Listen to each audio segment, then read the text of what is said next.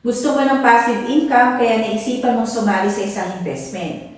Paano kung sa investment na sinalihan mo ay lalong hindi mo napakinabangan ng iyong pera, bagkos ay nawala ito na parang bula? Hi, this is Attorney Judith De Leon and ang pag-uusapan po natin ngayon ay ang mga red flags sa isang investment.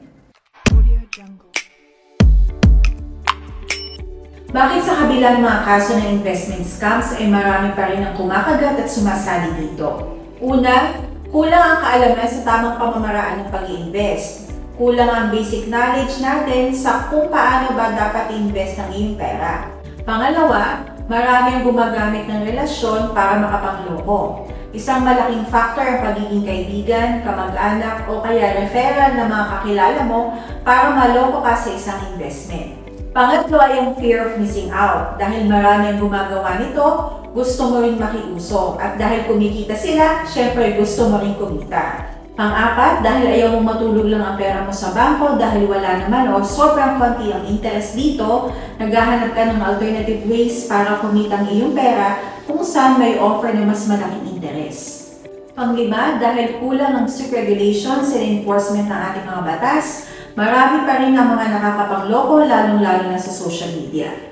Kung ikaw ay nabiktima ng isang investment scam o kaya naman ay may ongoing transactions na posibleng maging scam, i-secure mo na ang iyong mga personal information, including bank accounts, emails, OTPs at cellphone numbers na maaaring magamit ng mga scammers para ma-access sa mga account mo. I-report sa pulis ang mga taong sangkot sa nasabing investment scam at i-report sa Securities and Exchange Commission ang mga kumpanya na nag-o-offer ng online investments na wala namang kaukulang permit. Ang pagnanais na mabilis na mapalago ang pera ay natural lamang, ngunit mahalaga na maging maingat at mapanuri upang maiwasan ang masangkot sa maling investments o pangloloko.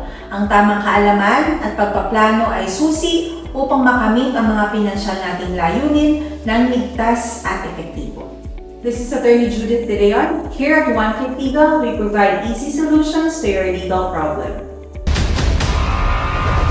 One Click Legal solutions are made easy.